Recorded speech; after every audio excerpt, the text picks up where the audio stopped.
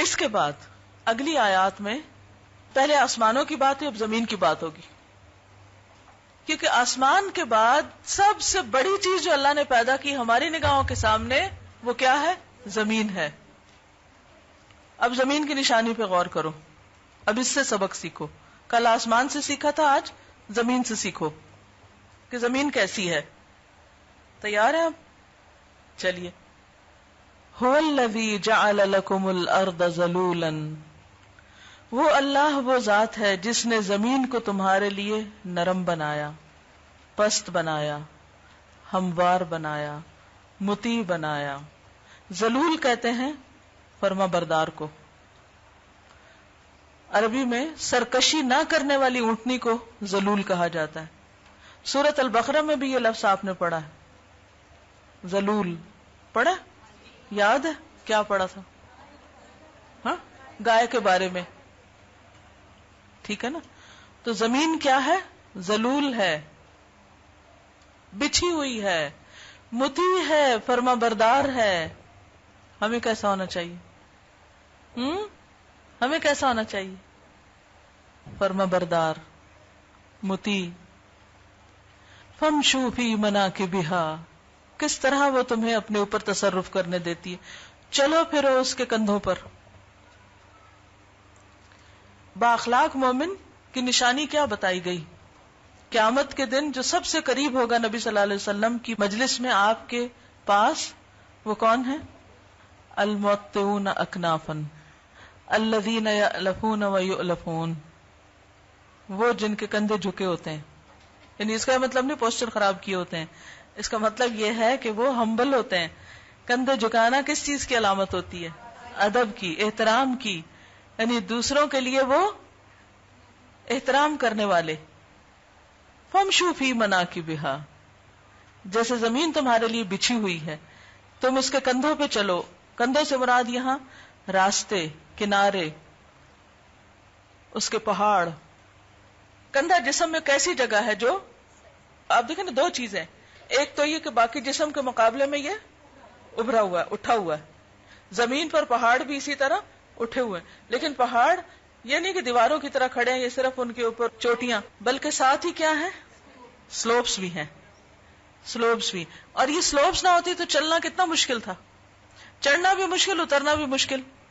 تو فامشوا فی مناکبہا، زمین کے کندھوں پہ چلو، یعنی پہاڑوں پہ بھی چلو، نیچے بھی چلو، رستوں میں بھی چلو، آس پاس بھی چلو، چلو پھرو۔ اللہ نے تمہارے لیے اس کو بچھا دیا ہے، یہ بچھونا ہے، تمہارے استعمال کی چیز ہے، نعمتوں سے بھری ہوئی ہے۔ وَكُلُوا مِن رِزْقِهِ، اور اس کے رزق میں سے کھاؤ، فائدہ مند ہے تمہارے لیے۔ رزق ہی سے مراد زمین کا رزق، زمین کے اندر جو خزانے ہیں۔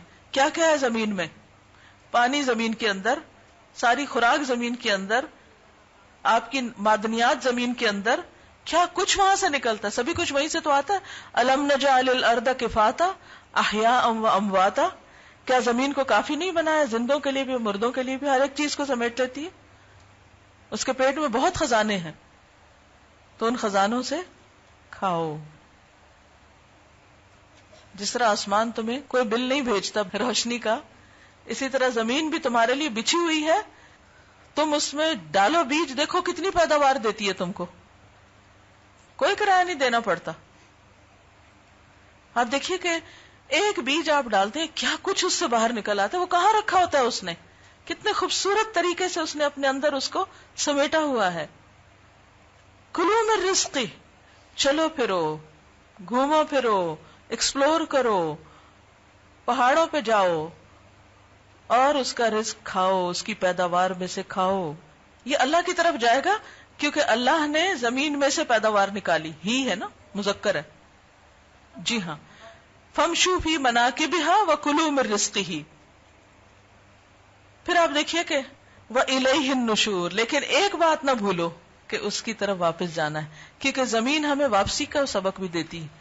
قبریں بھی زمین میں ہوتی ہے نا، ہر ختم ہونے والی چیز زمین کے اندر واپس چلی جاتی ہے، اس کے اندر کش ثقل ہے، وہ آپ کو کھینچتی رہتی ہے۔ مناکب جو ہے نا، یہ منکب کی جمع ہے، اور نشور جو ہے نون شین را اس کا روٹ ہے۔ نشر کا مطلب ہوتا ہے پھیلانا، اور نشور کا معنی ہے قیامت کے دن پھر جی اٹھنا ہے. وَإِلَيْهِ النُّشُورُ، اور اسی کی طرف جی اٹھنا ہے، یعنی کہ مرنے کے بعد ایک دفعہ تم زمین میں جاؤ گے اور جس طرح پیداوار نکلتی ہے نا، اسی طرح پھر تم دوبارہ اٹھ کے اللہ کے حضور حاضر ہو جاؤ گے. حشر نشر نہیں کہتے، تو نشر کا معنی ہوتا پھیلنا. یہ جو نشر و اشاعت ہوتی ہے بھی لفظ اسی سے نکلا ہے. یعنی قیامت کے دن تم سب اللہ کے حضور حاضر ہو جاؤ گے، زمین سے پھر نکل آؤ گے. کیونکہ قرآن پاک کی اور آیات سے بھی ہمیں پتہ چلتا ہے کہ انسان کے مرنے اور مرنے کے بعد جی اٹھنے کو زمین کی پیداوار سے تشبیہ دی گئی. جیسے مردہ بیج زمین میں جاتا ہے اور پھر باہر نکل آتا ہے، اسی طرح.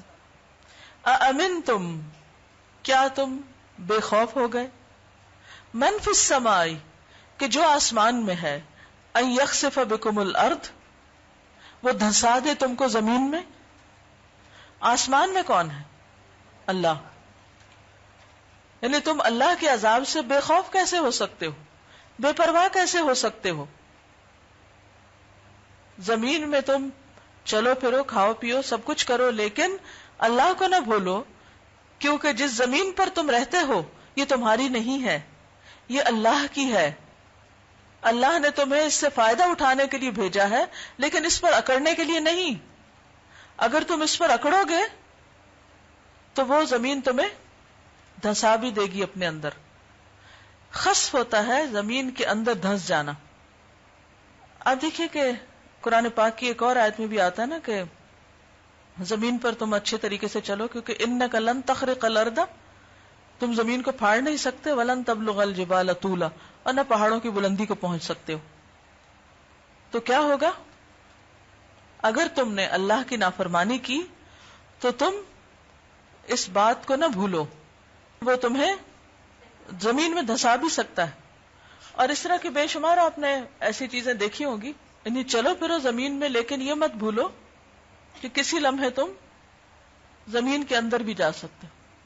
ایک ویڈیو بھی تھی، اس میں کچھ لوگ ڈانس کر رہے ہیں اور وہ خوب دھما چوکڑی مچائے ہوئے، حتیٰ کہ وہ مستی میں آ کے کچھ لوگوں کو اپنے ہاتھوں کے اوپر اچھال رہے ہیں، اور اتنے میں وہ جتنا وہ ایریا تھا وہ سارے کا سارا ایک دم زمین میں سنک ہو گیا.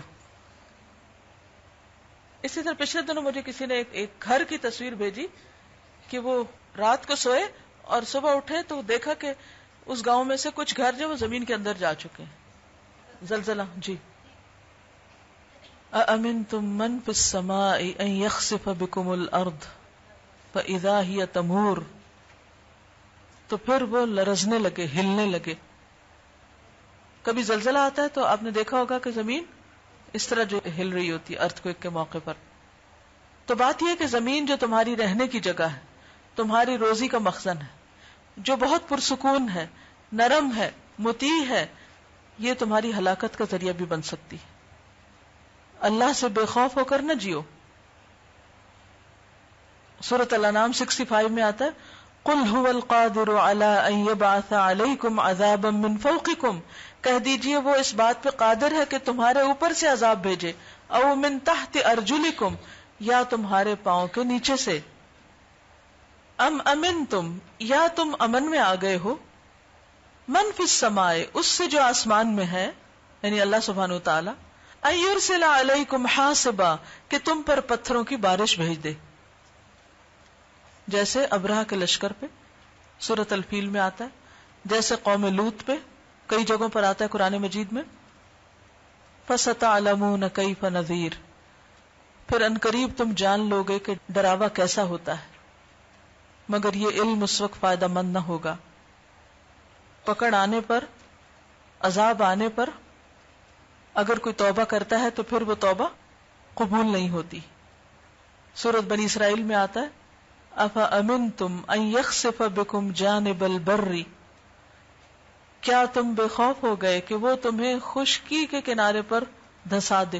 یعنی بعض لوگ سمندر کا سفر نہیں کرتے کہ کہیں ڈوب نہ جائیں، تو اللہ تعالیٰ فرماتے کہ کیا تمہیں ڈر نہیں لگتا کہ زمین تمہارے لیے سمندر بن جائے، جیسے سمندر میں کوئی ڈوبتا ہے ایسے زمین میں تم ڈوب جاؤ. او یرسل علیکم حاصبا ثم لا تجدوا لکم وکیلا، پھر تم اپنے لیے کوئی کارساز نہ پاؤ. پھر پچھلی قوموں سے اللہ تعالیٰ مثال دے کے سمجھاتے ہیں وَلَقَدْ كَذَّبَ الَّذِينَ مِن قَبْلِهِمْ، اور البتہ تحقیق ان سے پہلے کے لوگوں نے جھٹلایا. کس کو جھٹلایا تھا انہوں نے؟ پیغمبروں کو، ہدایت کی بات کو. کن قوموں کی طرف اشارہ ہے؟ قوم نوح، عاد، سمود، قوم لوط، اصحاب مدین، قوم فرعون. بہت سی قوموں کا ذکر قرآن مجید میں آتا ہے. فَكَيْفَ كَانَ نَكِيرٌ، پھر کیسی تھی میری گرفت، کیسی تھی میری پکڑ، کہ ان قوموں پر جب عذاب آیا تو زندگی موت سے بدل گئی، آبادیاں ویرانوں میں بدل گئی، اور یہ سخت مصیبت کا شکار ہو گئے. اب دیکھیے کہ زمین کا بیلنس اگر ذرا سا بھی بگڑ جائے، تھوڑا سا بھی فرق پڑ جائے، تو اس زمین پر کوئی جاندار زندہ نہ رہے، کچھ بھی نہ بچے. سورۃ فاطر 45 میں اللہ تعالیٰ فرماتے ہیں وَلَوْ يُؤَاخِذُ اللَّهُ النَّاسَ بِمَا كَسَبُوا، اگر اللہ پکڑنے لگے لوگوں کو ان کے کیے کمائی کے بدلے میں، مَا تَرَكَ عَلَى ظَهْرِهَا مِن دَابَّةٍ، تو زمین کی پیٹھ پر کسی جاندار چلتی پھرتی چیز کو نہ چھوڑے. وَلَكِن يُؤَخِّرُهُمْ إِلَىٰ أَجَلٍ مُّسَمًّى، لیکن ایک وقت مقرر تک اللہ ان کو مہلت دے رہا ہے. فَإِذَا جَاءَ أَجَلُهُمْ فَإِنَّ اللَّهَ كَانَ بِعِبَادِهِ بَصِيرًا، تو بے شک اللہ ہے اپنے بندوں کو دیکھنے والا. یہ سورۃ فاطر کی آیت نمبر 45 ہے. اولم يروا الى الطير فوقهم، اب آپ دیکھیے پہلے آسمان کی بات تھی، پھر زمین کی بات ہوئی، اب زمین اور آسمان کے بیچ کی بات ہو رہی ہے، اور وہاں کون ہے؟ پرندے. اولم يروا الى الطير، کیا انہوں نے پرندوں کو نہیں دیکھا؟ یہ بھی اللہ کی قدرت کی دلیل ہے. یہ ساری نشانیاں اللہ دکھا رہا ہے کن کو؟ نہ ماننے والوں کو. اولم يروا الى الطير فوقهم صافات ويقبضن ما يمسكهن الا الرحمن انه بكل شيء بصير. اولم يروا، کیا انہوں نے دیکھا نہیں؟ اللہ سبحانہ وتعالی سوال کر رہے ہیں. کس کو نہیں دیکھا؟ پرندوں کو نہیں دیکھا. تو نہیں دیکھا. کون کہتا ہے میں نے پرندوں کو نہیں دیکھا؟ ہم سب نے دیکھا ہے. کہاں خاص طور پر دیکھتے ہیں؟ جب وہ ہمارے اوپر ہوتے ہیں. کس حالت میں؟ صافات. صافت ان کی جمع ہے، صافات، اور یہ صف سے ہے، صاد فا فا. صفت طیر کا معنی ہوتا ہے پرندے نے اپنی اڑان میں اپنے پروں کو قطار کی طرح سیدھا کر دیا اور اپنے پروں کو ہوا میں پھیلا دیا. تو صافات کا مطلب ہوتا ہے پر پھیلائے. اور پر وہ کب پھیلاتے ہیں؟ کب پھیلاتے ہیں پر؟ جب وہ اڑ رہے ہوتے ہیں. یعنی مراد کیا ہے کہ انہوں نے اڑتے پرندے نہیں دیکھے اپنے اوپر. اور ایک اور معنی صافات سے صف باندھنے والے، یعنی بعض پرندے جو ہیں وہ لائنوں میں اڑ رہے ہوتے ہیں، پوری تنظیم اور ترتیب سے اڑ رہے ہوتے ہیں. وَيَقْبِضْنَ، اور پر سمیٹنے والے. تو اس لیے صافات کا یہاں معنی پر پھیلانے والے زیادہ بہتر ہے کہ وہ پر پھیلائے ہوئے بھی ہیں اور پھر پروں کو سمیٹ بھی لیتے ہیں اور پھر بھی اڑتے رہتے ہیں. بعض پرندے اپنے پروں کو لاک کر لیتے ہیں اور اس طرح ان کو زیادہ انرجی نہیں لگتی اڑنے میں، اپنے اڑنے کی سپیڈ کو کنٹرول کرتے ہیں. تو صافہ کا مطلب ہوتا ہے کہ پرندے نے اپنی اڑان میں اپنے پروں کو قطار کی طرح سیدھا کر دیا، اور پرندوں کا اپنے پروں کو ہوا میں پھیلانا اور بالکل حرکت نہ دینا، یعنی بالکل لاک کر دینا پر کو پھیلا کے، اور پھر بھی اڑتے جانا. اور پھر یہ کہ ایک نہیں، سارے جھنڈ کے جھنڈ اسی طرح اکٹھے اڑ رہے ہیں. کیا تم ان مناظر کو نہیں دیکھتے کہ کس طرح وہ پروں کو کھولے ہوئے بھی ہوتے ہیں اور پھر پروں کو سکیڑے ہوئے بھی ہوتے ہیں. ما یمسکہن الا الرحمن، نہیں تھامتا ان کو مگر رحمان. یہ اللہ کی رحمت ہے کہ پرندوں کو اس نے اس طریقے پر بنایا ہے کہ وہ اڑ سکتے ہیں، جبکہ انسان ان سے افضل مخلوق ہے مگر وہ اڑ نہیں سکتا. انہ بکل شیء بصیر، بے شک وہ ہر چیز کو دیکھ رہا ہے. اب دیکھیں کہ جو پرندوں کو اڑنے کی صلاحیت اللہ سبحانہ وتعالی نے دی ہے، یہ ایک غیر معمولی سی صلاحیت ہے، اور اس کے لیے اللہ نے ان کے جسم کو بھی مختلف طرح بنایا. ہماری ہڈیاں بھاری ہوتی ہیں جبکہ پرندوں کی ہڈیاں کھوکھلی ہوتی. اور آج کل جو جہاز بنائے گئے ہیں ان کو بھی دراصل پرندوں کی اڑان کے تجربے کو سامنے رکھ کر انسان نے اس سے سیکھا ہے. پھر یہ ہے کہ ان کا ڈھانچہ بہت مضبوط ہوتا ہے، اسی لیے اگر آپ کو پرندہ پکائیں تو آپ نے دیکھا ہوگا اس کی ہڈیاں جو ہیں وہ بڑی مشکل سے گلتی ہیں، خصوصاً ونگز جو ہوتے ہیں. پھر اسی طرح ہڈیاں جو ہیں وہ ایک دوسرے سے بڑی جڑی بھی ہوتی ہیں. کبھی آپ مرغی کے پروں کو کھولیں نا تو آپ دیکھیں گے کہ کس طرح وہ ترتیب کے ساتھ بھی ہوتی ہیں اور باہم ملی ہوئی بھی ہوتی ہیں. کہتے ہیں کہ ایک کبوتر کا ڈھانچہ اس کے ٹوٹل باڈی ویٹ کا 44% ہوتا ہے. پھر ان کے جو بریسٹ مسلز ہیں وہ بہت سٹرونگ ہوتے ہیں، اس لیے وہ گھنٹوں کی اڑان کے باوجود بھی تھکتے نہیں ہیں. پھر ان کے سانس لینے کا جو نظام ہے وہ بھی انسانوں سے مختلف ہے. ان کو زیادہ آکسیجن چاہیے ہوتی ہے. ان کے جسم میں مختلف سیکس ہوتے ہیں جہاں ہوا ایک طرح سے جمع بھی ہوتی ہے، جیسے ہم آکسیجن کے سلنڈر لے کے اڑتے ہیں نا، انسان اوپر جاتے ہیں، تو اسی طرح ان کے اندر بھی خصوصی انتظام اللہ سبحانہ و تعالیٰ نے کیا. پھر اسی طرح ان میں سننے کی قوت بھی بہت تیز ہوتی اور دیکھنے کی بھی. پھر اسی طرح بعض پرندے جو ہیں وہ اپنے جسم کو بہت زبردست طریقے سے موو کر سکتے ہیں. مثلا الو جو ہے وہ 250 ڈگری تک اپنے سر کو گھما سکتا ہے اور رات کو بھی دیکھ لیتا ہے.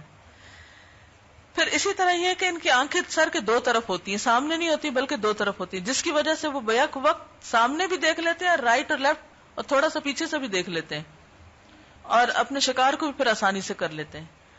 پھر اسی طرح رنگ دیکھنے کی قوت بھی بہت تیز ہوتی ہے. ہمنگ برڈ جو ہے وہ آدھے میل سے ریڈ فلاور کو پہچان لیتا ہے، وہاں جا بیٹھتا ہے. پھر اسی طرح یہ کہ ان کا جو ہاضمے کا اور جو سرکولیٹری سسٹم ہے وہ بھی اللہ نے ان کی ضرورت کے مطابق بہت ہی مناسب رکھا ہے. پھر اللہ نے ان کو صرف پر نہیں دیا بلکہ خوبصورت پر دیے جن میں گرمی بھی ہے، جن میں نرمی بھی ہے اور جن میں رنگ بھی ہیں، ڈیزائن بھی ہیں اور زبردست کلر سکیم ہے. اگر آپ صرف پرندوں کے پروں کو دیکھتے جائیں تو اس میں بعضوں کا ایسا لگتا ہے جیسے کسی نے خاص کوئی پینٹنگ کی ہے یا کڑھائی کی ہے، وہ بھی اتنی خوبصورت نہیں ہوتی. اگر آپ ایک پر کو اٹھا کے دیکھیں نا اور اس کے جو ریشے ہوتے ہیں اور کس طرح وہ ساتھ ساتھ جڑے ہوئے ہوتے ہیں، اور پھر اس کے اندر شیڈز آپ دیکھیں جو لہریں اٹھتی. پھر اس میں ایک ہی پرندے کے اندر مختلف سائز ہوتے ہیں پروں کے، آگے کے چھوٹے ہیں، ونگز کے جو ہیں وہ بڑے ہیں. پھر اسی طرح بعض پرندے جو ہیں وہ چونچ کے ساتھ اپنے پروں کو صاف رکھتے ہیں، یا اس میں جو فالتو قسم کے ہوتے ہیں ایکسٹرا چیزیں ہوتی ہیں، پرانے ہو جاتے ہیں جو پر ان کو نکال بھی دیتے ہیں.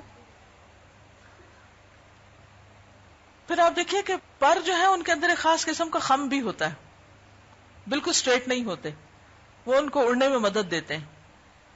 بڑے پرندوں کو تھوڑا سا پہلے نیچے بھاگنا پڑتا ہے پھر اوپر چڑھتے ہیں جیسے جہاز ہوتے ہیں، لیکن چھوٹے پرندے ایک دم اڑ جاتے ہیں. پھر مختلف سائزز کے ہوتے ہیں، خاص طور پر جب یہ مائگریشن کرتے ہیں تو وہ بہت حیران کن اس کی ہوتی ہے صلاحیت ان میں. دن کے علاوہ رات کو یہ ستاروں سے بھی ڈائریکشن لیتے ہیں اور خاص سمت میں اڑتے ہیں. بعض پرندے سال میں 2 دفعہ اپنا گھر بناتے ہیں بلکہ گھر بدلتے ہیں. مثلا کہتے ہیں کہ یہ ہمنگ برڈ جو ہے یہ ہوائی سے الاسکا 300 کلومیٹر اڑ کے جاتا ہے، جو وزن ہے صرف چند گرام ہوتا ہے، اور وہ اپنے پروں کو 2.5 ملین دفعہ ہلاتا ہے اس دوران. 2.5 ملین دفعہ ہلا کے پھر وہاں پہنچ. اور پھر ان کا میٹابولک سسٹم جو ہے وہ بھی بہت مضبوط ہوتا ہے. اور یہ کہاں سے غذا حاصل کرتا ہے؟ نیکٹار سے، فروٹ جوس پیتا ہے. پھر اسی طرح جب کہیں سمندر میں کوئی ہوا ہوتی تیز یا کوئی اسی طرح طوفان آ رہا ہوتا ہے تو اپنا رخ بھی بدل لیتے ہیں. کوئی کمپس استعمال نہیں کرتے ڈائریکشن لینے کے لیے. سورج، ستارے، زمین کی جو گریویٹیشنل پل ہے اس سے، موافق ہواؤں سے مدد لیتے ہیں. بعض پرندے جو ہیں وہ 2000 میٹر کی بلندی پہ پرواز کرتے ہیں زمین سے. مرغابیاں جو ہیں 8000 میٹر تک بلندی پہ جاتی ہیں جہاں آپ کے جہاز بھی نہیں جاتے. اس کے بارے میں آپ بہت کچھ پڑھ سکتے ہیں، لیکن صرف یہ ہے کہ اولم یرو الی الطیر، کیا انہوں نے پرندوں کو دیکھا نہیں، یعنی اس پہ غور و فکر نہیں کیا. صرف دیکھنے کی نہیں بات ہو رہی بلکہ غور و فکر کی بات بھی ہو رہی ہے. ان سب کو اللہ نے تھاما ہوا ہے، وہ ہر چیز کو دیکھ رہا ہے. یہ بھی قدرت کی نشانیاں ہیں جن سے انسان کو سبق لینا ہے. سورۃ النحل میں بھی پرندوں کی بات آتی ہے. الم یروا الی الطیر مسخرات فی جو السماء ما یمسکہن الا اللہ ان فی ذلک لآیات لقوم یؤمنون. سورۃ فاطر کی آیت نمبر 41 میں آتا ہے ان اللہ یمسک السماوات والارض ان تزولا ولئن زالتا ان امسکہما من احد من بعدی انہ کان حلیما غفورا. تو خلاصہ کیا ہے کہ اللہ کی قدرت کی نشانی زمین بھی ہے، آسمان بھی ہے، اور پھر ان دونوں کے بیچ کی مخلوق پرندے بھی ہیں. یہ وہ چیزیں ہیں جب آپ گفتگو کریں گے نا مقصد زندگی پر، تو آپ ان چیزوں کی مثالوں سے دوسرے کے انٹرسٹ کو، یعنی بعض لوگ آسمانوں کی سائنس میں بڑی دلچسپی رکھتے ہیں، بعض زمین کے اوپر، مثلا فارمر قسم کے لوگ جو ہیں وہ زمینوں سے بڑی دلچسپی رکھتے ہیں، کچھ اسٹرانومی میں بڑی دلچسپی رکھتے ہیں، کچھ پرندوں وغیرہ سے بڑے. تو یہ آپ پر ہے کہ آپ جس کو دعویٰ کر رہے ہیں اس کے انٹرسٹ کو جانیں اور پھر اس کے مطابق آپ ان سے بات کریں. اور پھر پرندوں سے آپ جہازوں اور شٹلز کی بات جو ہے ان کو بھی سمجھ سکتے ہیں، ان مثالوں کو بھی استعمال کر سکتے ہیں کہ انسان نے یہ سب کچھ بنانا کہاں سے سیکھا. یہ سب کیا ہے؟ ذرائع ہیں کس کے؟ دعویٰ کے، دین کی طرف لوگوں کو لانے کے. اسی لیے ہم نے کیا کیا کہ کچھ صورتوں کو الگ ترجمہ لکھ کے ان کا تو ان کو بائنڈنگ کرا دی ہے، تاکہ آپ اگر کہیں بھی اپنے رشتہ داروں کے پاس جا رہے ہیں یا بچوں کو پڑھانا چاہتے ہیں تو پورا قرآن اگر نہیں لے کے بیٹھ سکتے تو صرف مخصوص صورتیں جو ہیں ان کو آپ لے کر ان کے اوپر تھوڑی 2 آیتیں 3 آیتیں کر کے بھی آپ ان کو سکھا سکتے ہیں. اور پھر ان کو آپ یوٹیوب پہ جا کے یہ مختلف چیزیں بھی دکھا سکتے ہیں، کیونکہ دیکھنا جو ہوتا ہے وہ انسان کے ایمان کو مضبوط بھی کرتا ہے اور بات کو جلدی سمجھا بھی دیتا ہے. اگر آپ کہیں گے پرندہ دیکھا ہے تم نے، وہ سوچ میں پڑ جائے گا بچہ، ہاں دیکھا ہے، کیسا ہوتا ہے، کیا ہوتا ہے. لیکن اگر آپ ان کو پرندوں کی کوئی ڈاکیومنٹری دکھا دیں گے تو بہت ساری چیزیں ان کو سمجھ آ جائیں گی. اور اصل مقصود کیا ہے ایسی ڈاکیومنٹریز دکھانے؟ کیوں دکھائیں گے آپ؟ اللہ کی قدرت، اللہ سے جوڑنا. پھر اس کے بعد ہے امن ھذا الذی ھو جند لکم ینصرکم من دون الرحمن. امن یا کون؟ ھذا الذی یہ ہے وہ جو، ھو جند لکم وہ تمہارا لشکر ہو، تمہارے مددگار ہو، ینصرکم جو مدد کرے تمہاری، من دون الرحمن رحمان کے سوا. کیا ہے کوئی جو رحمان کے سوا تمہاری مدد کرے؟ ایسے لشکر ہیں تمہارے پاس؟ اب آپ دیکھیے کہ یہ آیت یہاں کیوں آئی ہے. پرندوں سے ملتی جلتی چیز کیا ہے؟ جہاز، ایئر فورس، جہازوں کے جھنڈ. آج مختلف ممالک کی طاقت کا اندازہ کہاں سے لگایا جا سکتا ہے کہ اس کی جو اسپیس ٹیکنالوجی ہے وہ کتنی مضبوط ہے. اور اس کی وجہ سے بعض لوگ بہت فخر اور تکبر کا بھی شکار ہو جاتے ہیں اور اللہ کو بھول بیٹھتے ہیں. فرعون نے کیا کہا تھا کہ حامان میرے لیے کیا کرو، سیڑھی لگاؤ، میں ذرا آسمان پہ جا کے موسیٰ کے خدا کو دیکھ کے آؤں. تو بہت سے لوگ جو اللہ کی قدرت کی نکالی کر سکتے ہیں، نکالی اس لیے کہ جیسے پرندوں سے جہاز بنا کے اڑنے لگے ہیں یا اڑانے لگے ہیں ان کو، وہ اس زوم کا شکار ہو جاتے ہیں کہ گویا وہ خدا بن گئے ہوں اور وہ بڑی چیز ہو. اور ان کو